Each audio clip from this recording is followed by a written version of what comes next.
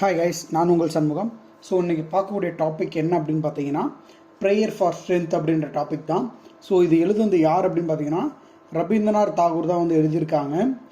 Is an inspirational poem அப்படின்னு சொல்கிறாங்க. அதாவது என்னென்னா, ஒரு ஹியூமனை வந்து இன்ஸ்பயர் பண்ணுற விதமாக இருக்கக்கூடிய போயம் தான் வந்து தாகூர் எழுதுகிற இந்த போயம். ஸோ இந்த போயம் வந்து பார்த்தீங்கன்னா, கடவுள்கிட்ட ப்ரே பண்ணுறாரு. போயட் வந்து பார்த்தீங்கன்னா ப்ரே பண்ணிகிட்ருக்காரு. எதுக்கு அப்படின்னா, என் வாழ்க்கையில் வரக்கூடிய கஷ்ட நஷ்டங்கள் எல்லாத்துக்குமே வந்து பார்த்திங்கன்னா நீங்கள் வந்து ஸ்ட்ரென்த்து கொடுக்கணும் அப்படின்றத ஒரு மையமாக வச்சு தான் வந்து இந்த போயம் ஃபுல்லும் வந்து போயிட்டுருக்கு. சரிங்களா? சரி, ஓகே. நாம் ஆத்தரை பற்றி பார்த்துக்கலாம். ஸோ ரவீந்திரநாத் தாகூர் வந்து 1861 1941 வரலி வாழ்ந்திருக்கக்கூடிய ஒரு person. Is was an Indian writer. ஓகேவா? Indian writer and composer and painter and poet from is Bengal. எங்கே அவர் போயிட்டராக இருந்திருக்கார் அப்படின்னா, பெங்கால் வந்து ஒரு பெஸ்ட் போயிட்டராகவும் இருந்திருக்கார். ஓகேங்களா? 1913 வந்து நோபல் ப்ரைஸ் வந்து லிட்ரேச்சருக்காக வின் பண்ணியிருக்காரு. எதுக்காக அப்படின்னா, எந்த ஒர்க்குக்காக அப்படின்னா, கீதாஞ்சலி அப்படின்ற அந்த ஒர்க்குக்காக வந்து நோபல் ப்ரைஸ் வந்து வாங்கியிருக்காரு. ஓகேவா? அதுக்கப்புறம் வந்து இவர் எழுதின ஒர்க்ஸ் எல்லாமே வந்து பார்த்திங்கன்னா மாடர்ன் இண்டியன் லிட்ரேச்சரை பேஸ் பண்ணி இருக்குது அப்படின்னு சொல்லலாம். அது மட்டும் இல்லாமல் is on well as on songs and the paintings. அதாவது அவர் எழுதின அந்த சாங்ஸ் ஆகட்டும், பெயிண்டிங்ஸ் ஆகட்டும் ரொம்ப அழகாக இருக்குது அப்படின்னு சொல்லலாம். ஓகேங்களா? இப்போ த ப்ரேயர் ஃபார் ஸ்ட்ரென்த் அப்படின்ற அந்த போயமோட தீம் என்ன அப்படின்னு பார்த்தீங்கன்னா, சிம்பிள் தான். ஓகேங்களா? God to lends a poet strength. கடவுள்கிட்ட ஒரு மன்றாடி கேட்குறாரு. என்ன அப்படின்னா, எனக்கு இந்த வாழ்க்கையில் ஏற்படக்கூடிய தடைகளை எல்லாத்தையுமே தாண்டி எனக்கு வந்து பார்த்திங்கன்னா ஒரு சக்தியை கொடுங்க, அதாவது ஒரு வலிமையை கொடுங்க எனக்கு அப்படின்னு சொல்லிட்டு கடவுள்கிட்ட ப்ரே பண்ணிகிட்ருக்காரு. ஸோ ஆக்சுவலாக இது வந்து பார்த்திங்க அப்படின்னா, ஒரு கடவுள்கிட்ட நம்ம ப்ரே பண்ணுவோங்க இல்லையா, பிரார்த்தனை அப்படின்னு சொல்லுவோங்க இல்லையா, ஸோ அது மாதிரி வரக்கூடிய ஒரு சாங் தான். ஓகேங்களா? இதுதான் போயமோட lines. This is my prayer to thee, my Lord, strike at the root of penury in my heart. Give me the strength lightly to bear my joys and sorrows. Give me the strength to make my love fruitfully is a service. Give me the strength never to disown the poor or bend my knees before insolent might.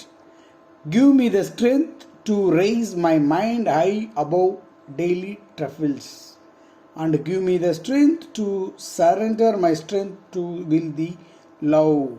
ஆக்சுவலாக வந்து பார்த்தீங்கன்னா இது வந்து அதோட போயமோட lines. ஓகேங்களா? அவர் இந்த prayer for strength அப்படின்னு சொன்னாங்க இல்லையா, அதோட லைன்ஸ் தான் அது.